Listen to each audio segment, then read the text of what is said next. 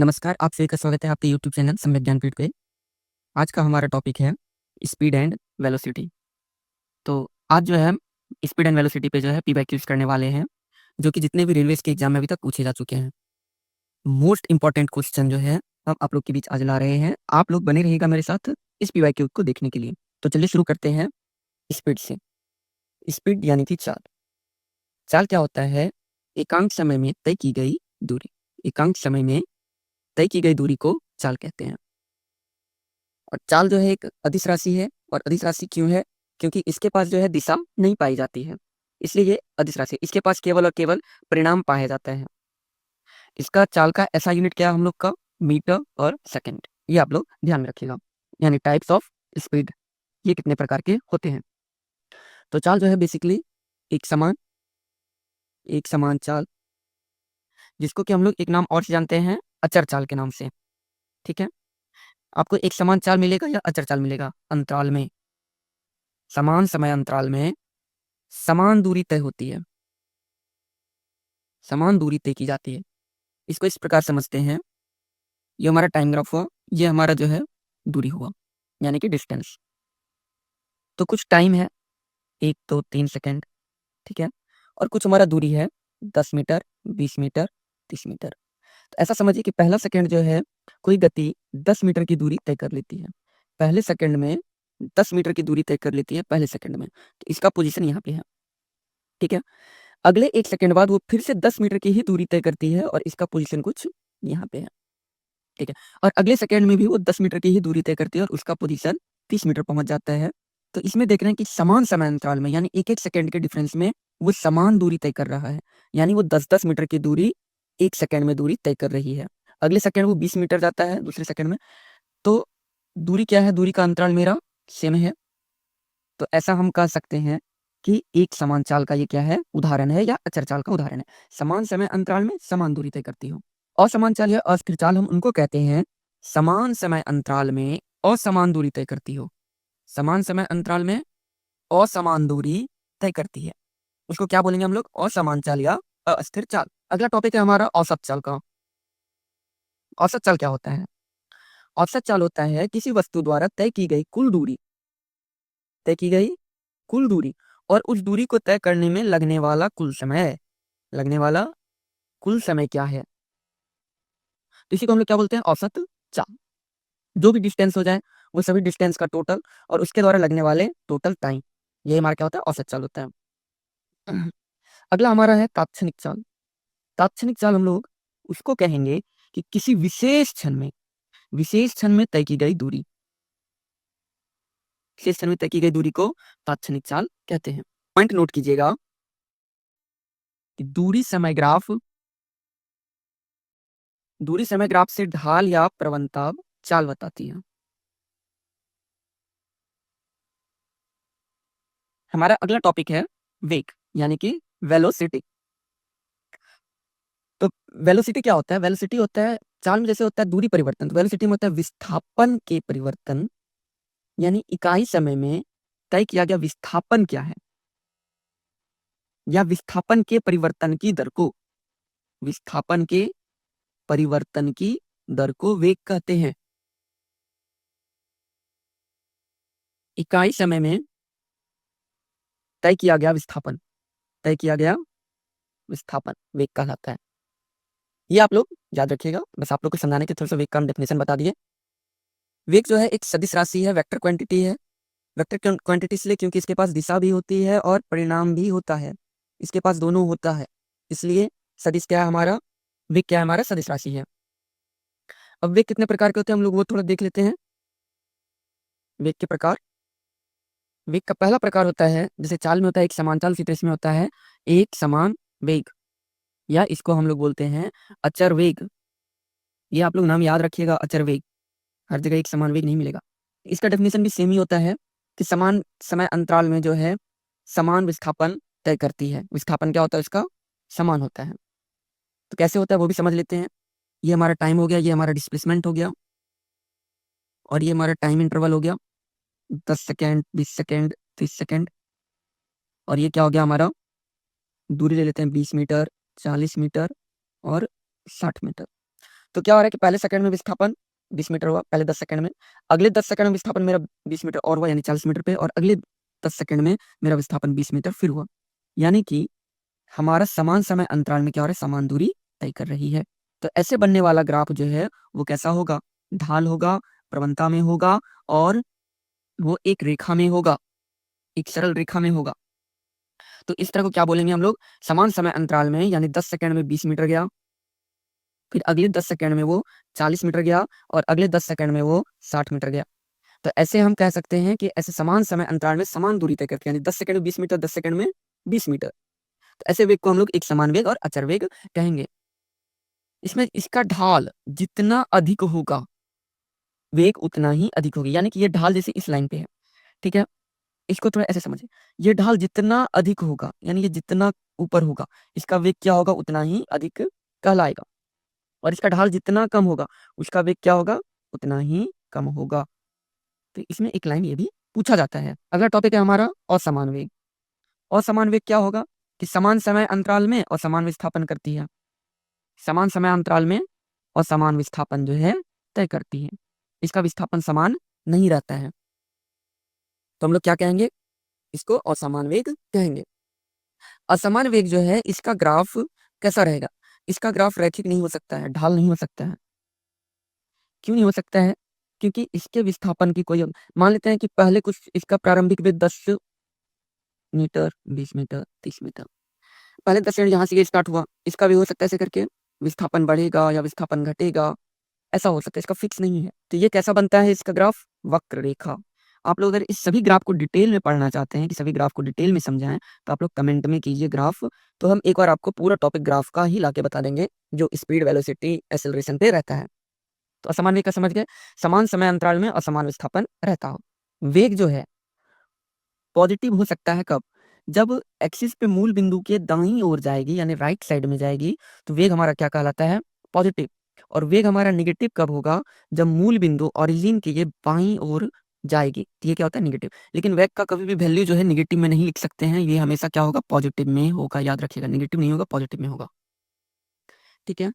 वेग का मान जो है कभी भी चाल से अधिक नहीं हो सकता है, या तो वो चाल से कम होगा या तो चाल से इक्वल होगा। इसका अनुपातिक मान, वेग और चाल का अनुपातिक मान सदैव 1 से क्या होगा, कम होगा, या 1 के बराबर होगा, ठीक है। और चाल और वेग का अनुपात अगर पूछा जाए, तो ये हमेशा जो है 1 से अधिक या 1 के बराबर होगा। कैसे होगा, अभी हम इसको एक एग्जाम्पल से समझ लेते हैं। जैसे देखिए, एक पथ है ए से बी, ठीक है, एक ग्राफ के अकॉर्डिंग चल रहे हैं हम लोग, ठीक है। ये टी है, ये हमारा डिस्टेंस बता रहा है या डिस्प्लेसमेंट बता रहा है, जो भी है। अब इसमें कुछ टाइमिंग इंटरवल है, ठीक है, हम लोग समझ लेते हैं, कुछ टाइम है, कुछ इसमें डिस्टेंस है। ऐसा समझिए, इस वक्राकार पथ को फॉलो करने पर इसका डिस्टेंस आता है 30 मीटर, और इसका डिस्प्लेसमेंट निकालते हैं तो आता है 10 मीटर, ठीक है। यहाँ से यहाँ टाइम जो है लग रहा है इसको कुछ एक 10 सेकंड का। तो जब इस वक्राकार पथ को फॉलो कर रहा है, तो उसको 30 मीटर फॉलो करने में कितना टाइम लग रहा है, 10 सेकंड का। तो ये क्या हो गया, चाल हो गया। चाल मेरा कितना निकल गया, 3 मीटर पर सेकंड का। और इसी के लिए अगर हम वेग निकालें, तो ये हमारा डिस्प्लेसमेंट कितना हो गया, 10 मीटर, और इसको ट्रेवल करने में कितना टाइम लग रहा है, 10 सेकंड का। यानी वेलोसिटी हमारा हो गया मेरा 1 मीटर पर सेकंड का। तो 3 और 1 का जो रेशियो होगा, तो अब वेग और चाल का पूछा जाए, तो वो हमेशा क्या होगा, 1 से छोटा आएगा, ठीक है। और चाल और वेग का पूछा जाए, चाल और वेग का पूछा जाए, तो वो क्या होगा हमारा 3/1, यानी 1 से हमेशा अधिक या 1 के इक्वल होगा। तो आप लोग समझ गए कि कैसे वेग का मान जो है चाल से हमारा कम होता है। इस ग्राफ से आप लोग समझने का कोशिश कीजिए। सीधी सड़क पर 123 किलोमीटर पर घंटे की नियत चाल से गतिमान कार का डैश उदाहरण है। A car moving on a straight road with a constant speed of 123 kilometre per hour is an example of. आप लोग इस यहाँ ध्यान रखिएगा, किलोमीटर प्रति घंटा जो है एसआई यूनिट नहीं होता है स्पीड और वेलोसिटी का। स्पीड और वेलोसिटी का एसआई यूनिट किलोमीटर प्रति घंटा कभी नहीं होता है। इसका एसआई यूनिट क्या होता है, मीटर प्रति सेकंड, ठीक है। तो पूछ रहा है 127 किलोमीटर प्रति घंटा में वो किस तरह के चाल का उदाहरण है। तो आप लोग को पता है, सीधी रेखा पे चल रहा है, नियत चाल से चल रहा है, तो ये एक समान गति का उदाहरण है, यूनिफॉर्म मोशन।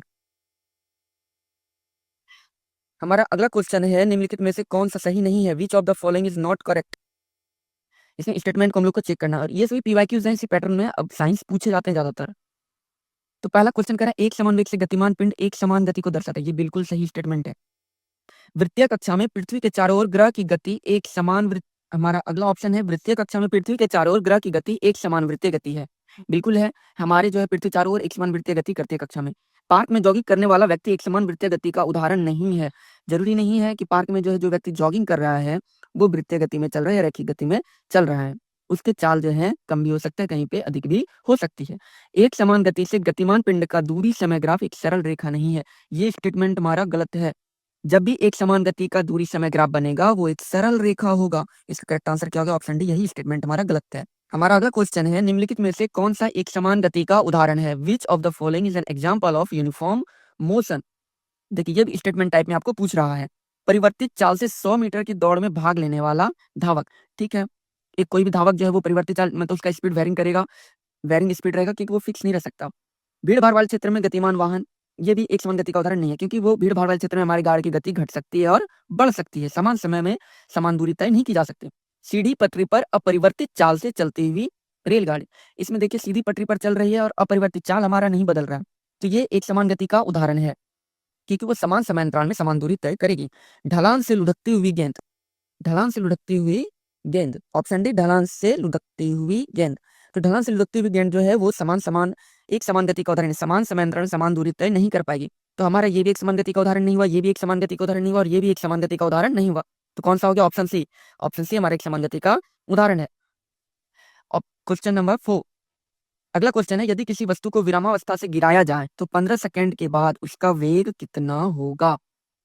देखिए ये बहुत अच्छा क्वेश्चन है कि यदि किसी वस्तु को विराम अवस्था से गिराया जाए तो 15 सेकंड बाद उसका वेग कितना होगा? यानी इसका प्रारंभिक स्पीड हमारा 0 मीटर पर सेकंड दिया हुआ है, ठीक है। एक्सेलरेशन यानी कि जी का मान मेरा 9.8 मीटर पर सेकंड स्क्वायर दिया हुआ है। टाइम मेरा 15 सेकंड दिया हुआ है और हमसे पूछ रहा है उसका वेग कितना हो, यानी अंतिम वेग पूछ रहा है। तो हमको ऐसा फार्मूला देखना है जिसमें ये चारों आते हैं। तो हमारा एक ही फार्मूला है, v बराबर u प्लस ए टी, ठीक है। v निकालना है, u 0 है, a दिया हुआ है और t दिया हुआ है और इसको हम लोग मल्टीप्लाई करेंगे तो आएगा कितना? 147 मीटर पर सेकंड। तो ऑप्शन सी हमारा क्या हो गया? Correct answer. आप लोग को अगर ये सभी इक्वेशन वाले किस ग्राफ से बनते हैं, इस इक्वेशन पे जितने भी डाउट्स हैं कि ये फार्मूला कैसे बनता है, किस ग्राफ से बनता है, इससे बनने वाले सभी न्यूमेरिकल्स आप लोग देखना चाहते हैं तो आप लोग कमेंट कीजिएगा। हम लोग एक क्लास उस पे भी लेते आएंगे। हमारा अगला क्वेश्चन है, यदि कोई वस्तु एक समान गति में है तो निम्नलिखित में से कौन सा कथन सही है? एक समान गति में सही कथन का चयन, समान समांतर वस्तु समान दूरी तय नहीं करती, गलत। एक समान गति के लिए समान दूरी तय करनी पड़ेगी। वस्तु विभिन्न त्वरण के साथ गति करती है, विभिन्न त्वरण से गति करेगी तो उसका क्या होगा? वेग अधिक और कम होते रहेगा। वस्तु अलग अलग चालों से गति करती है, ये भी एक समान त्वरण नहीं है। वस्तु एक नियत चाल से गति करती है, बिल्कुल ये एक समान गति का उदाहरण है। यदि एक सीधी सड़क पर चलने वाली कार समान समय के समान अंतराल में अपनी चाल को असमान मात्रा में बढ़ाती है तो कहा जाता है कार कैसी गतिमान है? ये हम लोग आपको बता चुके हैं। यदि एक सीधी सड़क पर, हमारा क्वेश्चन है अगला, एक सीधी सड़क पर चलने वाली कार समय के समान अंतराल में अपनी चाल को असमान मात्रा में बढ़ाती है तो कहा जाता है कि कार असमान त्वरण से गतिमान है। हमारा अगला क्वेश्चन है, एक गतिमान पिंड प्रत्येक सेकंड में एक सीधे पथ पर 10 मीटर की दूरी तय करती है तो पिंड किस प्रकार की गति करेगा? यानी हर एक सेकंड वो 10 मीटर ही जा रहा है, अगले सेकंड भी वो कितना जाएगा? 10 मीटर ही जाएगा, अगले सेकंड भी वो 10 मीटर ही जाएगा। तो वो कितना टोटल दूरी तय कर रहा है? समान समय में हर एक सेकंड के अंतराल में वो समान दूरी तय कर रहा है। तो ये एक समान गति का उदाहरण है। आप लोग इसको एक समान रूप से त्वरित गति मत मारिएगा। हमारा अगला क्वेश्चन है, किसी पिंड का औसत वेग किसी निश्चित अवधि के लिए प्रारंभिक वेग और अंतिम वेग के समांतर माध्य द्वारा दिया जा सकता है जब पिंड एक समान त्वरण से गतिमान हो, असमान त्वरण से गतिमान हो, एक समान चाल से गतिमान हो या एक समान वेग से गतिमान हो। इसमें देखिए औसत वेग का जिक्र किया जा रहा है जो निश्चित समय अवधि के लिए प्रारंभिक वेग और अंतिम वेग के समांतर माध्य द्वारा दिया जा सकता है। तो इससे हम हमेशा एक समान त्वरण को ही ज्ञात कर सकते हैं। असमान त्वरण, एक समान चाल और एक समान वेग। हमारा अगला क्वेश्चन है, जब कोई वस्तु एक समान गति में होती है तो उसका पथ कैसा होता है? एक समान गति में रहेगी तो उसका पथ एक सरल रेखीय होगा। हमारा अगला क्वेश्चन है, एक कार सीधे पथ पर चलती हुई धीमी हो जाती है और रुक जाती है। कार किस प्रकार की गति में है? तो कार जो है चलती है, धीमी होती है, रुक जाती है, तो इसकी गति कैसी है? असमान गति। हमारा अगला क्वेश्चन है, जब एक पर्यवेक्षक के सापेक्ष समय के साथ वस्तु की स्थिति लगातार बदलती रहती है तो कहा जाता है कि वह शून्य वेग पर है, ये तो गलत है। कहा जाता है कि वह गतिशील है, कहा जाता है कि उसने कुछ दूरी की, कहा जाता है कि वह आराम की स्थिति में। सापेक्ष में अगर वस्तु की स्थिति लगातार बदलती रहती है तो कहा जाता है वस्तु गतिशील है, क्योंकि वो लगातार बदल रही है। हमारा अगला क्वेश्चन है, किरण 90 मीटर लंबे पुल में तैरती है, एक छोर से दूसरे छोर तक और फिर वहीं से वापस उसी सीधे पथ पर तैरकर वह 2 बार में 360 मीटर की दूरी तय करते। किरण का औसत वेग ज्ञात करे। चलिए ठीक है, औसत चाल है, औसत वेग पूछ रही है, तो समझ लेते हैं। ऐसे करके एक पुल है, ठीक है, 90 मीटर लंबे पुल में तैरती है, एक छोर से दूसरे छोर तक जा रही है, यानी ये 90 मीटर लंबा पुल है। यहाँ से पहली बार गई, फिर इधर से वापस आई दूसरी बार, फिर तीसरी बार गई और चौथी बार वो वापस आई। तो इस मिला के वो कुल उसका 360 मीटर का वो दूरी तय कर रही है। लेकिन यहाँ पूछ रहा है हमसे क्या? औसत वेग। और औसत वेग में क्या होता है? विस्थापन होता है। और इस किरण के द्वारा विस्थापन क्या हुआ? शून्य हो गया, तो इसका औसत वेग क्या होगा? शून्य होगा। हमारा अगला क्वेश्चन है, किसी वस्तु का त्वरण इसके डैश में प्रति इकाई समय में हुआ परिवर्तन है। वेग में हुए परिवर्तन को हम लोग क्या कहते हैं? त्वरण कहते हैं। हमारा अगला क्वेश्चन है, संदर्भ में जो समय का फलन है, एक वस्तु की स्थिति में परिवर्तन की दर को क्या कहा जाता है? संदर्भ में जो समय का फलन से क्या मतलब? Rate of change of position of a body with respect of time. Time के रिस्पेक्ट में उसमें क्या चेंज हो रहा है, तो उसको हम लोग क्या कहेंगे? वेग।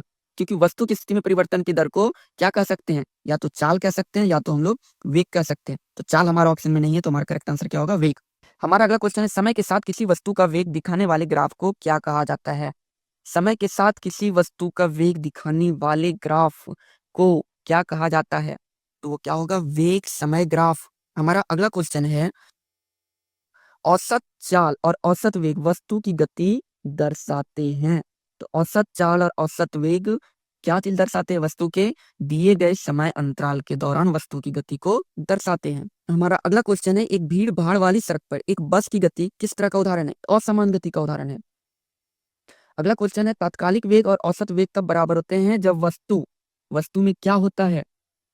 वस्तु में त्वरण ना हो, वो एक समान वेग में गति कर रही हो, तभी हम कह सकते हैं तात्कालिक वेग और औसत वेग क्या होते हैं? बराबर होते हैं।